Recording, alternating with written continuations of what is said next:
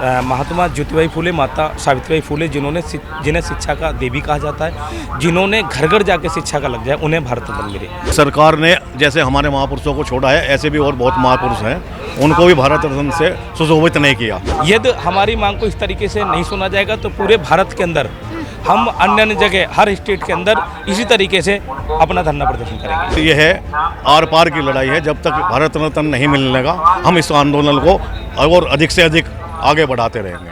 नमस्कार, आप देख रहे हैं लीडिंग भारत टीवी और मैं हूं आपके साथ आस्था तिवारी। मेरे पीछे दिखने वाली भीड़ और इस भीड़ में के हाथों में ये पोस्टर इस बात की तस्दीक कर रहे हैं कि आखिर यहाँ पर लोग इकट्ठा क्यों हुए हैं।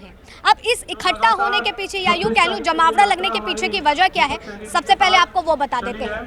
इनमें जो आप जो दो नाम देख रहे हैं उसमें अगर हम बात करें सावित्रीबाई फुले, इन्होंने देश में नारी के लिए क्या कुछ नहीं किया, जिनकी पहचान या कह लूँ नारियों को सम्मान और नारी सशक्तिकरण के लिए ये अग्रहित हुई, ये जानी गई और इन्होंने ही पहला स्कूल महिला खोला था। अब यहाँ पर लोग क्यों इकट्ठा हुए हैं, क्यों एकत्रित हुए हैं, आखिर ऐसी कौन सी मांग है जो वो सरकार से करना चाह रहे हैं, सीधे जानते हैं। क्या नाम है आपका?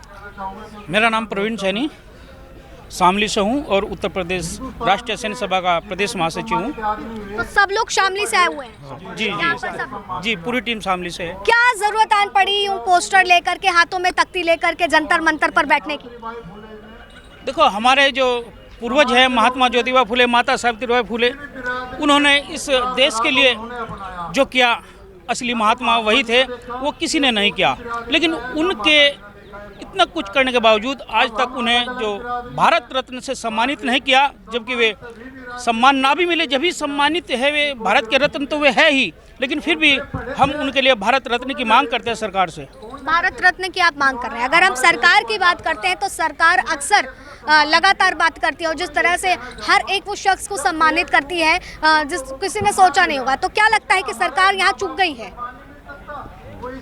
इसके बारे में तो मैं ये कहूँगा कि सरकार यहाँ नहीं, सरकार कई बार चूक करती आ रही है, लेकिन फिर भी हम संघर्ष का रास्ता अपनाए रहे जब तक हमें भारत रत्न। कहा कि सरकार कई बार चूकती हुई आई है, किन किन जगहों पे सरकार ऐसी जगह चूक गई है? जैसे आपने अभी कहा सावित्रीबाई फुले, ऐसी और कौन सी जगह है जहाँ सरकार की दृष्टि नहीं जा रही है लेकिन जनता की दृष्टि जा रही है?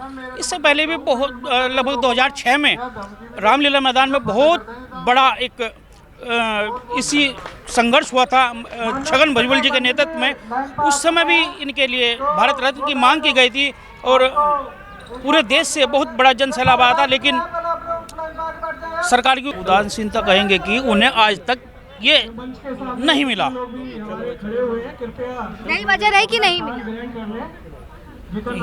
हमारे संघर्ष में कोई कमी नहीं है, लेकिन मुझे लगता है अब संघर्ष का रास्ता जैसा हमने अपनाया है, आगे और अधिक संघर्ष हमें अपनाना पड़ेगा। तो क्या लगता है जंतर मंतर पर आकर के संघर्ष की इबारत लिखी जाएगी, सरकार सुनेगी?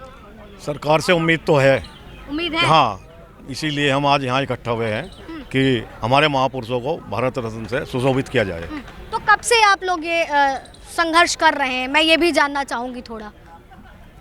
मेरा नाम डॉक्टर प्रमोद कुशवाहा है, मैं लोनी से 2 बार पार्षद रहा हूँ। शामली से बहुत ही क्रांतिकारी बड़े भाई दीपक सैनी जी के नेतृत्व में सैकड़ों लोग एकत्रित होकर हम पैदल मार्च निकाल रहे हैं। शामली से लेकर बड़ो लोग मतलब शामली से यहाँ पर पैदल आए हैं? हम लोनी तक पैदल आए, उसके बाद हाँ, हमारी जो पुलिस ने व्यवस्था की है वो लोनी तक पैदल थे, उसके बाद हम अपनी गाड़ी से आए। हमारी सरकार से मांग है, जो हमारे महापुरुष हैं वो किसी जाति या धर्म के नहीं होते। महात्मा ज्योतिबाई फुले, माता सावित्रीबाई फुले, जिन्हें शिक्षा का देवी कहा जाता है, जिन्होंने घर घर जाके शिक्षा का लग जाए, उन्हें भारत रत्न मिले। और मुझे आशा ही नहीं, पूरा विश्वास है कि जिस तरीके से समाज बढ़ चढ़ कर माता सावित्रीबाई फुले और महात्मा ज्योतिबाई फुले को भारत रत्न दिलाने की मांग कर रहा है, 100% उन्हें भारत रत्न देना चाहिए। बहुत ही बड़े महापुरुष हैं, तो मेरा सरकार से यही अनुरोध है कि उन्हें भारत रत्न जरूर मिले।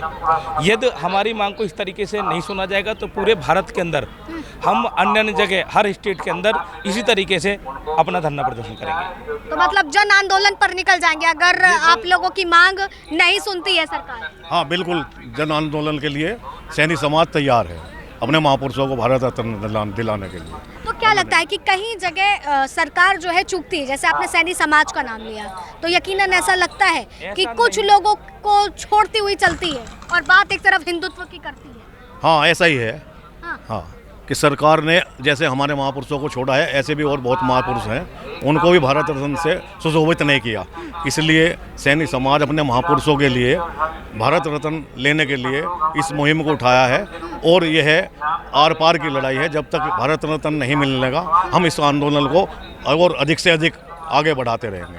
तो आर पार की लड़ाई है और पूरी तरीके से इस आंदोलन को जो है सफलता के में तब्दील करना है और सावित्रीबाई फुले इनको सम्मान दिलाना है। हालांकि सम्मान की अगर बात करा जाए तो उन्होंने जो काम इस देश के लिए किया, जिस देश में महिलाओं की आवाज़ बनी, उसके लिए इतना सम्मान तो शायद जायज़ ही है कि देश उनको सम्मानित करे उस तरह से, क्योंकि इन्होंने जो काम किया है शायद उसने महिलाओं को एक जीने की एक नई वजह भी दी है। फिलहाल अब तक के लिए आप बने रहे लीजिंग भारत टीवी पर। वीडियो जर्नलिस्ट राज के साथ आस्था तिवारी।